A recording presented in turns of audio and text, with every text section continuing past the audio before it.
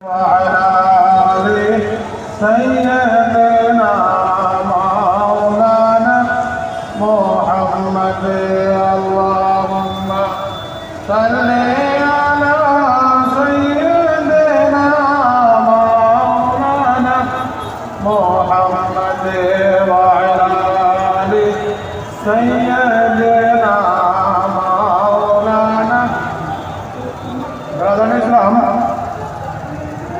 মিলাদুন নবী সাল্লাল্লাহু তাআলা আলাইহি ওয়াসাল্লামের পবিত্র মাস আর আজকে 12 রবিউল নূর। আজকেই শুভ সাদিকের দিন আমার প্রিয় নবী জনাবে মুহাম্মদ আরবি সাল্লাল্লাহু তাআলা আলাইহি ওয়াসাল্লাম এই দুনিয়াতে প্রেরণ করেছেন। জোরে বলেন সুবহানাল্লাহ। এবারে আমরা যখন এই পবিত্র মাসকে কেন্দ্র করে জুলুস পালন করি, মিলাদুন নবী পালন করি, বাড়িতে রাস্তাঘাটে মসজিদে মাদ্রাসাতে এখানে ওখানে আমরা ঠান্ডা যখন লাগাই, লাইটিং লাগাই, চেরাঘাট করি, বিভিন্ন আকারে আমরা নবী পাকের মিলাদ পালন করে থাকি। একে কিন্তু আহলে সুন্নাত ওয়াল জামাত ব্যতীত আহলে সুন্নাত ওয়াল জামাত বাদ দিয়ে অন্য মাযহাবের লোকেরা কেউ নাজায়েজ বলে, কেউ হারাম বলে। এইগুলির কোনো প্রমাণ নেই, এইগুলি করা চলবে না, এইগুলি কাজকর্ম, এইগুলি কাজের শরীয়তে ইসলামের মধ্যে কোনো রেওয়ায়েত নাই, কোনো প্রমাণ নাই, কোনো হাদিস নাই, কোনো জায়গা থেকে এর প্রমাণ নাই।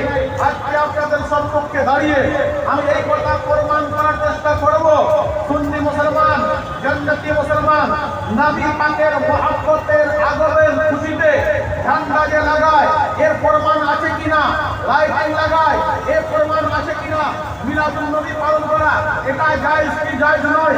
আসুন সর্বপ্রথম আপনাকে আমি বলতে চাই, মিলাদুন নবী সাল্লাল্লাহু তাআলা আলাইহি ওয়াসাল্লাম যখন আমরা পালন করি তখন কিন্তু মুসলমানের মধ্যে এক দল একে নাজায়েজ বলে, হারাম বলে, কিন্তু হে ব্রাদার আপনাকে মানতে হবে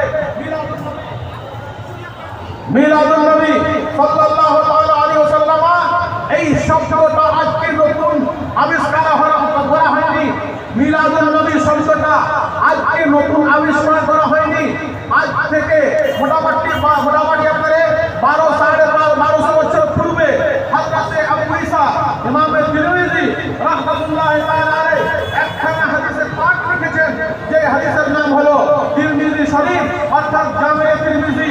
ওই হাদিসের মধ্যে দ্বিতীয় খণ্ড সাফা নম্বর পেজ নম্বর 218 এর মধ্যে ইমামে তিরমিজি রাহমাতুল্লাহি তাআলা আলাইহি মিলাদুন নবী বাবু মিলাদুন নবী নামক একটি চ্যাপ্টার বাব বেঁধে আমাদেরকে মিজাজ দিয়েছে কি মিলাদুন নবী বর্ণনা করা, মিলাদুন নবী পালন করা। আজকে নতুন নয়, আল্লাহ পাকের আজকে নতুন নয়, নবী পাকের যুগ থেকে বিভিন্ন রূপে বিভিন্ন আকারে পরিচালিত রয়েছে। জোরে বলেন সুবহানাল্লাহ। এই যে আমরা ঝান্ডা লাগাই, ঝান্ডা লাগানোর কোনো প্রমাণ আছে কিনা? হযরতে মা আমেনা রাদিয়াল্লাহু তাআলা আনহা উনি বলছেন, আমার ছেলে যখন জন্ম নেয় অর্থাৎ নবী পাক যখন দুনিয়াতে জন্মগ্রহণ করে আমি দেখতে পেলাম কি এই হাদিসে পাক আল্লামা ইবনে কাসির বেদানের মধ্যে হযরতে মাওয়াহিবুল দুনিয়ার মধ্যে হযরতে আল্লামা জালালউদ্দিন সুয়ুতি খাসাইসে কোরআনের মধ্যে এই হাদিসে পাককে লিপিবদ্ধ করেছেন। শুনেন হাদিসে পাক, মা আমেনা বলছেন, যখন আমার বাচ্চা দুনিয়াতে জন্মগ্রহণ করে আমি দেখতে পেলাম রাইতো সালামাতুকা আলামিন, আমি তিনটি পতাকা দেখতে পেলাম। মজরুবাতিন যে লাগানো হয়েছিল, আলামান ফিল মাশরিকে, আলামান ফিল মাগরিবে, আলামান আলা যারিল কাবা, একটি পতাকা পৃথিবীর পূর্ব দিকে, একটি পতাকা পৃথিবীর পশ্চিম দিকে, একটি পতাকা খানে কাবার উপরে উত্তোলন করা হয়েছিল। এখানে একটি বুঝার ভাষা, তিনটি পতাকা লাগানোর কারণটা কি? একটি পৃথিবীর পূর্ব দিকে, একটি পৃথিবীর আন্দারে মধ্যস্থলে অর্থাৎ খানে কাবাতে, একটি পতাকা পৃথিবীর পশ্চিম দিকে লাগানোর একমাত্র উদ্দেশ্য পূর্বের আম্বিয়া, পূর্বের নবী, পূর্বের রাসূলগণ যিনারা দুনিয়াতে প্রেরণ করেছিলেন, ওনারা এক দেশের জন্য, এক সমাজের জন্য, এক কওমের জন্য, এক কান্ট্রির জন্য নবী ছিলেন। আমার নবীর আগমনের খুশিতে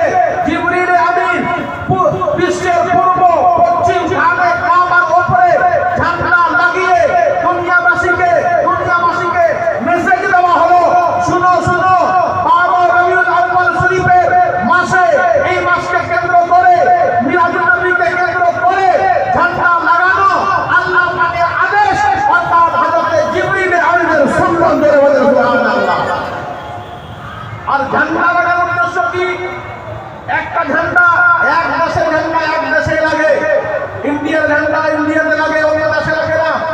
বাংলাদেশের ঝান্ডা বাংলাদেশে লাগে, পাকিস্তানের ঝান্ডা পাকিস্তানে, আমেরিকার ঝান্ডা আমেরিকাতে।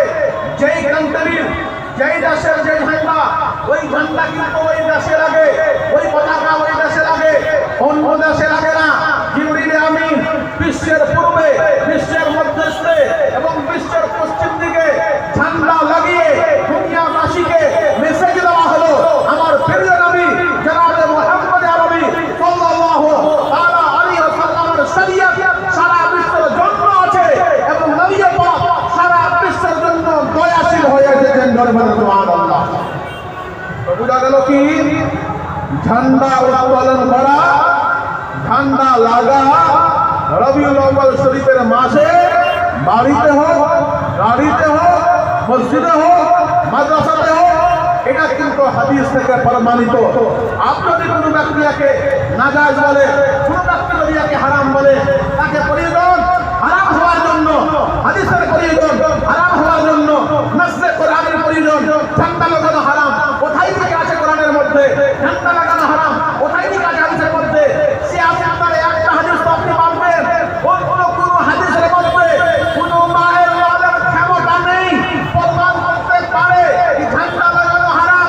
যখন কোন হাদিসের মধ্যে ঝান্ডা লাগানো হারামকে প্রমাণ করতে পারবে না, অথচ হাদিস দ্বারা প্রমাণিত ঝান্ডা লাগানো আছে, বুঝা গেল কি রবিউল আউয়াল শরীফের মক্কাতে ঝান্ডা লাগানো এটা আল্লাহ প্রিয় বান্দাদের বৈশিষ্ট্য। সুবহানাল্লাহ।